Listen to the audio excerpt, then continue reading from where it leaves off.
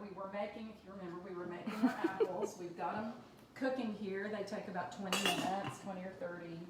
And so one thing and that we're mixed. going to... And we mixed that stuff. Yeah, we mixed in the cream and other stuff flavorings with the apples. So now there's something else that I'm going to put with the apples or on top of the crepes while I fill them, and that is going to be pulverized almonds. So we're going to make some more noise, and I'm going to try to pulverize them here in this little chopper. And this one is there. I think it's ready to go. So I'm going to put the almonds in there, and I'm hoping that they're going to get pulverized. Yay. So let me see. This was given to me, and okay. Oh, it's noisy.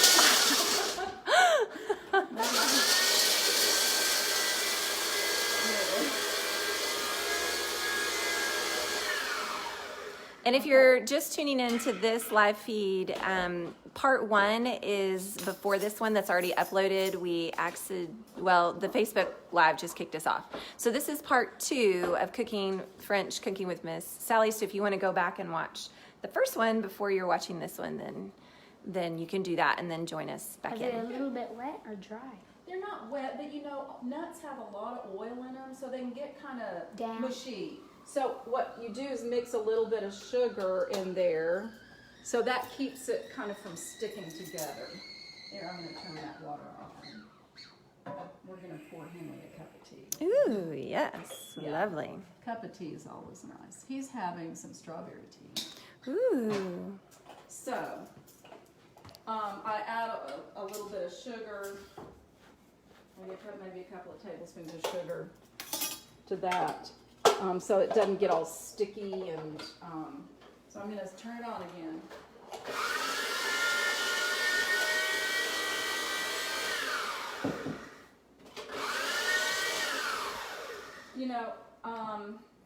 When they say pulverized, I'm not really sure how far you go to get them pulverized, but they're kind of granule-y. So we're gonna use that and see if that works. See if we like it. Good. All right, so in the meantime, while we've got these apples cooking, we're going to stir them every so often. You can see they're just cooking in their own moisture. No moisture added to them at all. Let's just go in there and stir them every so often, but they're not getting brown and they're not burning at all because it's on low. So now we're going to try to make a crepe, and this is going to be really experimental. So I'm going to turn on my pan. Oh, wow. We're going to get it heated up, and I'm going to brush the pan with a little bit of just cooking oil. It's going to start boiling. Well, when it starts to kind of smoke a little bit, that's when we're ready. So we have the batter that has been sitting for a couple of hours, and we're going to add like maybe a quarter cup. So I'm going to pour about a quarter cup of batter into this little measuring cup, and when this gets hot enough, we're going to make our crepe. So I'll just tell you what I'm going to do before I do it, because once I start doing it, it happens real fast, and I might not know what to say while I'm rushing. But so this isn't going to be a perfect crepe because I don't have a really good crepe pan. That it needs to be really flat on the bottom, and like I said, on the street, the crepe carts, it's like a plate. It's not even a pan with sides. It's just a big metal plate that they heat, and they pour the batter on there, and it makes just this perfectly nice round, big pancake, flat pancake. Mine's going to be a little janky around the edges because I'm not sure, I haven't perfected the art of making perfectly round pancakes, or crepes. But what the advice is, Emily, this is from you from a long time Anyway, Henley made me this a long time ago. Yes. So, what you're supposed to do is pour the batter in just from the center, and then you immediately pick up the pan and swirl it around so that it gets all evenly distributed and there's no pools of batter. You don't want a pool of batter because you want it super thin. So I'm going to kind of distribute the oil a little more because this pan actually, it looks pretty flat, sorry. But it's really not. It's got a little bit of a slope inside. But iron pans are really good for this kind of cooking because they hold the heat and they hang on to it evenly and help you cook real evenly and quickly. So let's see if that's kind of starting to smoke a little bit. A little bit, I guess. Yeah, you don't want it to be, you don't want it to burn, but you sure don't want to pour it in and it just kind of sits there, you know. Henley, when you're done with that, you can put if you want to take the Tea bag. tea bag out, you can put it in the compost. That's what I do, if you want to take that. So, He's drinking some tea. okay. And okay, it's starting to smoke, so let's try out our first prep. Let's see, and Oh, can y'all see that smoke? I see it. Yeah. I'm going to pour it around like that. And then I'm going to take it off and kind of distribute the... So this is a pretty big one. It's almost filling up the pan. Then I'll put it back on and I'm just going to cook it for about a minute. So I'm going to set the timer just so I don't lose track of time. But what you can do is... So yeah, that's starting to cook. You can lift it up after a few seconds And flip it. and see if it's brown. But it's not browned enough yet. I don't know, I'll pull this over here. Is that the kind of pancakes you have for breakfast? It's not the typical kind I make. No. I make big fluffy ones. It She makes smells really yummy. the best pancakes. It's just a different, people make pancakes all over the world. The Dutch make pancakes and they'll put apples and like Gouda cheese in them. It's so good. So this is pretty hot, so I may turn it down and I think it may be ready. You have to be careful. These are so thin that they can tear real easily.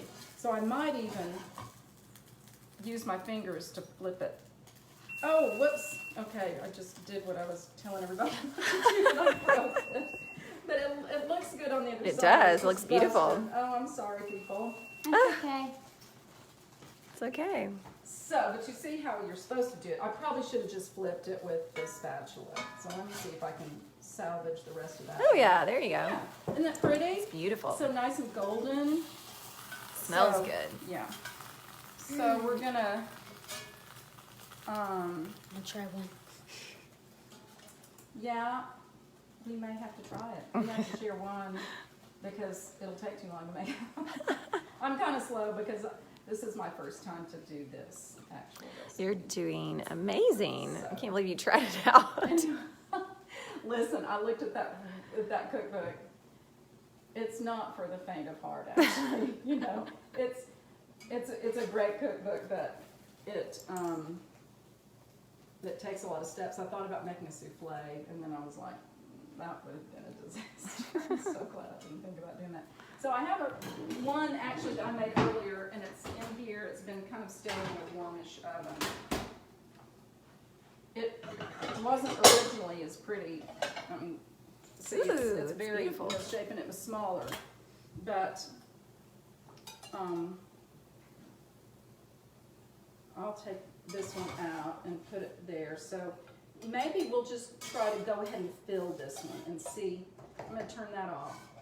And we're just going to see if we can do that, okay? Yeah. So let me look at my recipe. It says to, you spread some of the apples and then sprinkle a little bit of the almond mixture, okay? And then, so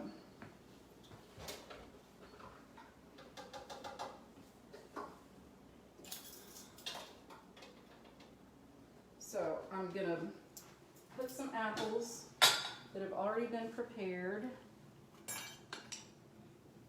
onto the crepes.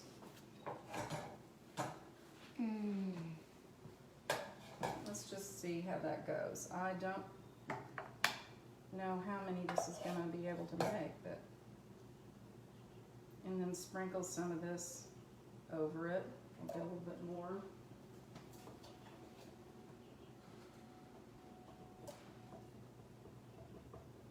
Okay, and then we're gonna try to roll it up. Look at that. Mm. I'll put one in one of these.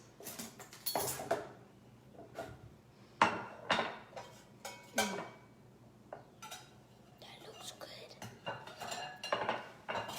good. So pretty. So for an extra special treat, I whipped some cream with some whipped cream with a little bit of sugar. How did you make your homemade whipped cream? Well, I didn't make the Oh, cream. I no. just bought whipping Oh. cream. I mean, it's real. I bought heavy cream. Well, yeah. So a lot of people And just I buy whipped it. So I use a hand mixer, Mm. and it's really quick. So usually it's better. Thank you. Excuse me. I mean, I've got kind of a little tickle there. You put it in just a bowl, and if it's cold, the colder the better. It'll whip better.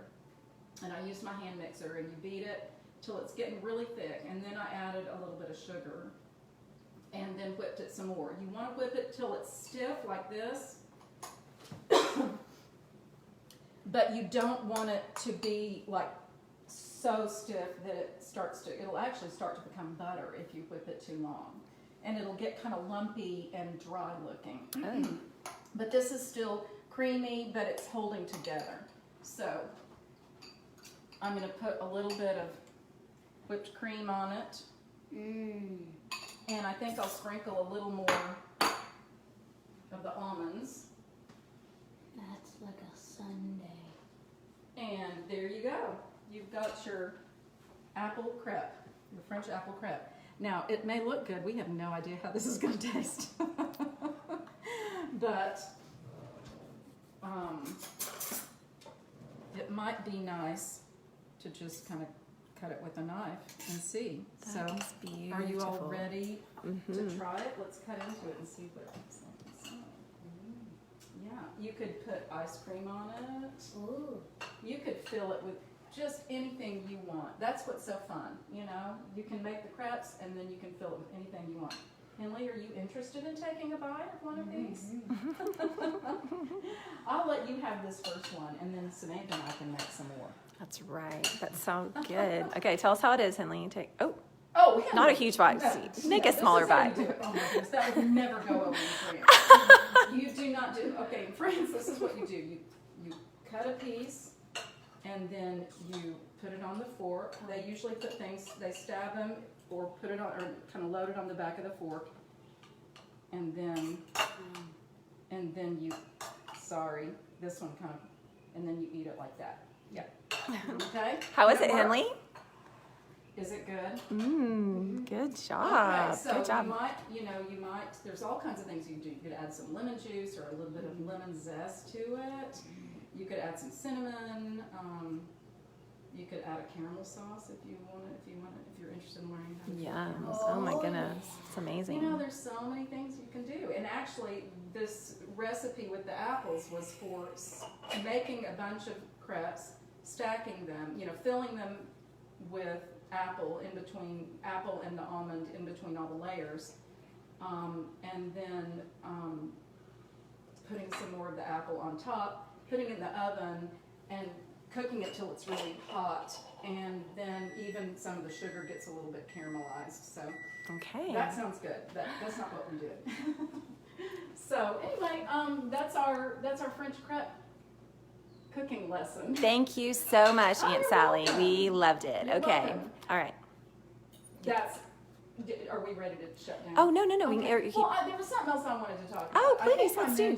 I mentioned it doesn't have any crepes, but I mentioned maybe, I don't know if I did, in France one of the things I love about living in France is they have every neighborhood, like in big cities, like in Paris, or in all the small villages, every week, usually twice a week, they have just a fresh market, an open market, and it's often they're just huge, and people bring fresh produce and even meats, cheeses, nuts, all kinds of just everything, and they sell it in the market. So you just go down into your neighborhood. It's just, you know, maybe right outside your door, or just a couple of blocks away or something, and you walk down there with your little bag, and you just go through and you tell the person selling the produce what you want. And they have prices stuck up there, but that way you cook what's in season, you cook what's really fresh and good, and I'm telling you, the produce, it's just wonderful. It's not like going to our big supermarkets and, you know, getting stuff that's come halfway around the world and is sort of like not really like tomatoes, you know. Mm-hmm. So that makes cooking so fun. And they don't have big refrigerators in their homes like we do, because they go down and they shop every day. They go down and they buy their loaf of bread for the day. They don't buy a whole ton and then you know, save it for the whole week or two. They buy their stuff fresh most every day, and it makes for really good food, and it also makes for a community that is out and with each other a lot. So I know we all miss that a lot. And in France, actually, I have a very close friend who lives in Paris and just emailed me a couple of times this week, and he's just really lonely because there's no staying out on the streets right now. But anyway, thanks so much for joining me, and I miss you guys a whole lot. Thanks, Miss Sally.